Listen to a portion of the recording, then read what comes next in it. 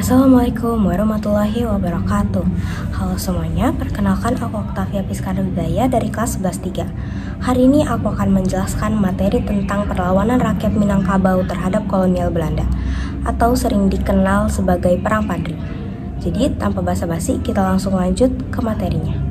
Yang pertama adalah pengertian. Pengertian dari Perang Padri ini adalah perang yang terjadi pada tahun 1803 sampai 1837 di Sumatera Barat. Kaum Padri adalah kaum muslim yang ingin menetapkan syariat Islam di negeri Minangkabau di Sumatera Barat. Sedangkan kaum adat mencakup para bangsawan dan ketua-ketua adat di sana. Nama Padri ini berasal dari bahasa Spanyol, yaitu padre yang artinya pendeta atau rahib.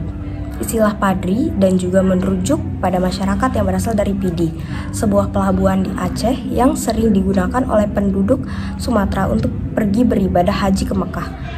Perang Padri ini dipimpin oleh dua tokoh, yaitu satu Tuanku Imam Bonjol, yang kedua Tuanku Tambusai. Penyebab terjadinya Perang Padri ini yaitu perbedaan prinsip mengenai ajaran agama antara kaum adat dan kaum Padri. Pertentangan bermula ketika kaum Padri ingin mengubah kebiasaan-kebiasaan buruk di masyarakat kaum adat.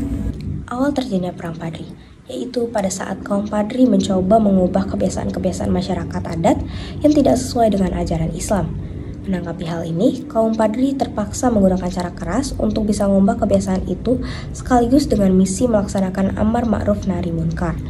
Tokoh kaum Padri seperti Haji Miskin, Haji Sumanik, Haji Piobang, dan Tuanku Nan Receh membentuk kelompok bernama Harimau Nan Salapan dan mengajak orang-orang Minangkabau turut serta dalam gerakan ini. Konflik semakin memanas dikala Harimau Nan Salapan meminta Sultan Arifin Muningsyah, pemimpin Kesultanan Paguruyung, serta anggota kerajaan seperti Tuanku Lintau untuk bersatu dan meninggalkan praktik adat yang tidak sejalan dengan ajaran Islam. Sang Sultan Arifin Muningsyah tampaknya tidak setuju dan menolakkan ajakan kaum Padri. Sultan Arifin Muningsyah menolak karena masih enggan mengabaikan tradisi dan kebiasaan yang telah menjadi bagian dari budaya Minangkabau selama bertahun-tahun. Menanggapi penolakan tersebut, kaum Padri merasa perlu menggunakan tindakan yang keras untuk mengubah kebiasaan tradisional. Puncak pada Perang Padri yaitu terjadi pada tahun 1815. Puncak pertempuran saudara ini dicapai melalui serangan yang dipimpin oleh Tuanku Pamasan yang berhasil memasuki kerajaan Pagaruyung dan membuat Sultan Arifin Muningsyah melarikan diri. Dalam konflik saudara ini, kelompok Padri diperintah oleh sejumlah tokoh terkemuka seperti Tuanku Nan Receh, Tuanku Pasaman, Tuanku Rao, Tuanku Tambusai, Tuanku Lintau, Tuanku Mansiangan, dan lain-lain. Ketika tekanan semakin meningkat, masyarakat yang memegang teguh tradisi adat memutuskan untuk meminta bantuan dari pemerintah kolonial Hindia Belanda yang pada saat itu menjajah wilayah Nusantara, termasuk Minangkabau. Pada 4 Maret 1822, pasukan Hindia Belanda yang dipimpin oleh Letnan Kolonel Raff berhasil mengusir kaum Padri dari kerajaan Paguruyung. Di Batu Sangkar, Raff membangun sebuah benteng pertahanan yang diberi nama Fort van der Kapellen. Pada 10 Juni 1822, pasukan Raff yang sedang bergerak menuju Luhak Agam sempat dihadang oleh laskar kaum Padri. Akan tetapi, Belanda tetap berhasil melanjutkan perjalanan mereka. Pada 14 Agustus 1822, pertempuran sengit terjadi di daerah Baso. Kapten Govinet dari pihak Belanda mengalami luka berat hingga akhirnya meninggal dunia pada 5 September 1822. Perlawanan gigih orang-orang Minangkabau dari kelompok Padri membuat Belanda menjadi semakin tertekan hingga mereka memutuskan untuk kembali ke Batu Sangkar. Pada 13 April 1823, Letnan Kolonel Raff melakukan serangan kembali ke daerah Lintau yang merupakan basis pertahanan kaum Padri. Pertempuran tersebut sangat sengit dan mengakibatkan mundurnya pasukan Belanda pada 16 April 1823. Raff kemudian mengundang Sultan Arifin Muningsyah untuk menguji kerajaan Pagaruyung. Namun pada tahun 1825, sang Sultan meninggal dunia. Pada November 1825, Belanda mengusulkan sebuah gencatan senjata sambil merencanakan taktik diplomatis licik dengan pembentukan perjanjian masang untuk berdamai dengan kaum Padri.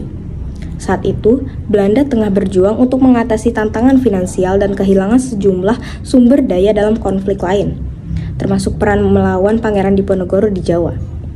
Selama periode gencatan senjata ini, Tuanku Imam Bonjol yang kala itu menjadi pemimpin kaum Padri mencoba untuk mengajak kelompok adat agar bersatu.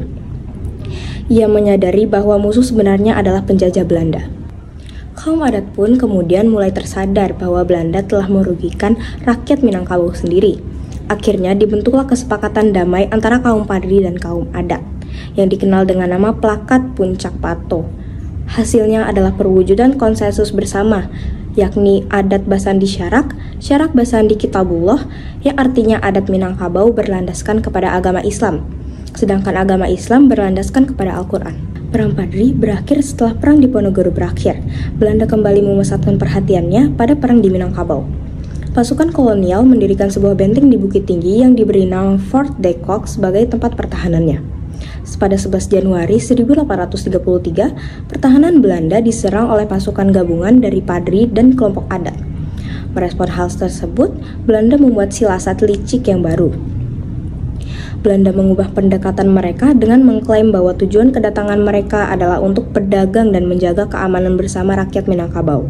Taktik licik tersebut berhasil membuat Tuanku Imam Bonjol tertangkap pada tahun 1837. Kemudian ia diasingkan ke Cianjur, Ambon, dan Minahasa.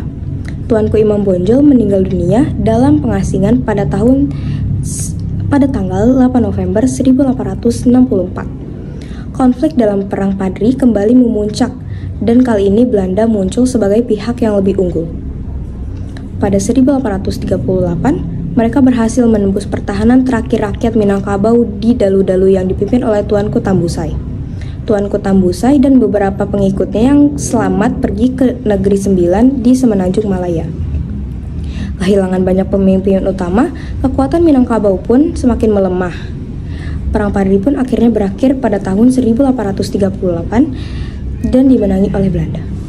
Dampak yang terjadi pada Perang Padri ini melibatkan banyak hal, yaitu dampak politik, sosial, ekonomi, dan budaya. Dampak politik yaitu Perang Padri mengakibatkan runtuhnya Kerajaan Pagaruyung yang merupakan pusat kebudayaan Minangkabau sejak abad ke-14.